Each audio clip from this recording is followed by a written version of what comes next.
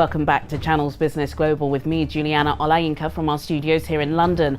Earlier this week, I sat down with Michael Simeon, the CEO of VoguePay, and his colleague Mohammed Ibrahim Jega, the company's head of business development. They've created a fast-growing payment processor that makes multi-channel and cross-currency transactions safer, cheaper and more accessible for global consumers.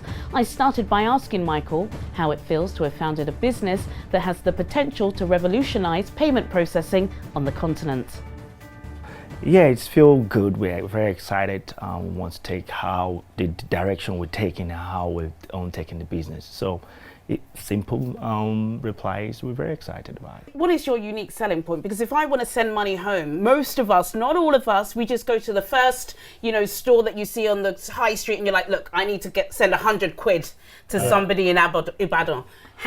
What's different about you guys? So what's different about us is, first of all, let's break down we provide financial services as a SaaS, as a solution to microfinance and banks.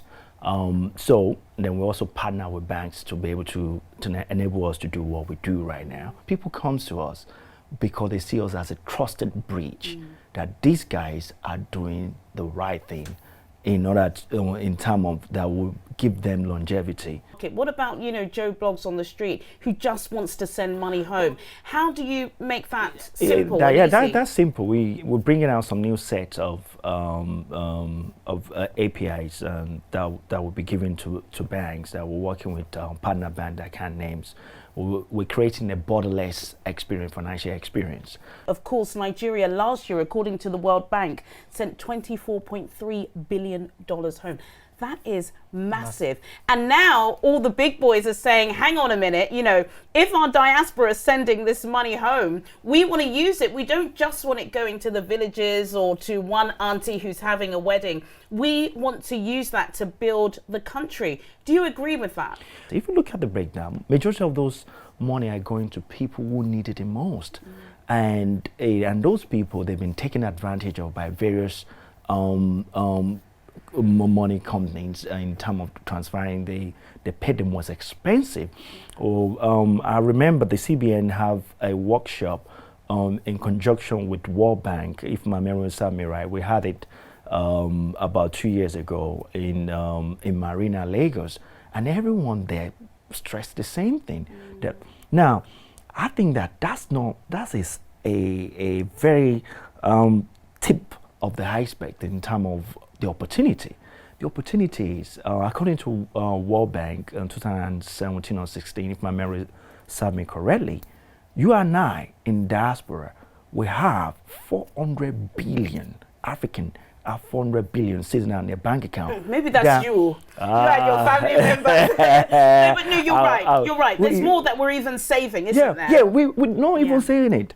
We actually live in our bank abroad. There's a lot of money locked up in the diaspora. Yeah, and I will tell you something. As a company, because we've been around now for 9 years, we've established integrity and credibility in the market. People know that we're serious people.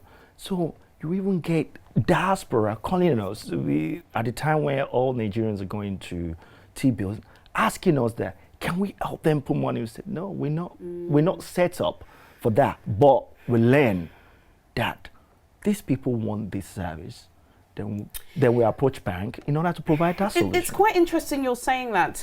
Mohammed, let me bring you into this, because a lot of the diasporans were saying, hang on a minute, yes, you can have the CEOs of banks and central bank governors saying, oh, this remittances is fantastic and we want some of it, but they're not speaking to the remitters themselves. But it's interesting because what Michael here is saying is that you have been speaking to the diasporans and they are saying, give us a platform, give us a medium to put our money back home.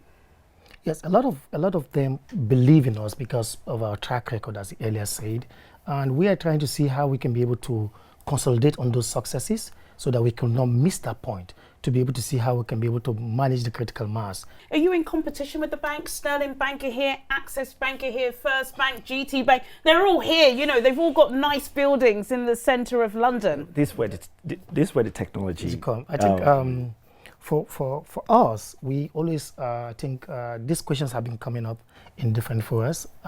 In the African, where I normally engage, I share panel with the banks. I told them that we are there to complement them. We're not to compete. So they should look at us as complementers because they have legacy issues. We can innovate per hour. My prediction is, and it depends on where Let you me are. take notes because me too, I want to be a young millionaire. Oh, yeah. My prediction is what the bank have spent 200 years model, because the banking model we have is 200 years, over 200 years old. Now, fintech like us, we're doing it in 2 years. Wow. Well, Michael Simeon and Mohammed Ibrahim Jega, thank you so much for joining us. And I'm sure my colleagues in Lagos and Abuja will like to have you on their business shows too. Thank you very Thank Thank you you for very much joining for me having on us. Channels Business Global. Thanks a lot. Thank you for having us. Thank you. Thank you. Michael Simeon and Mohammed Ibrahim Jega of VoguePay there.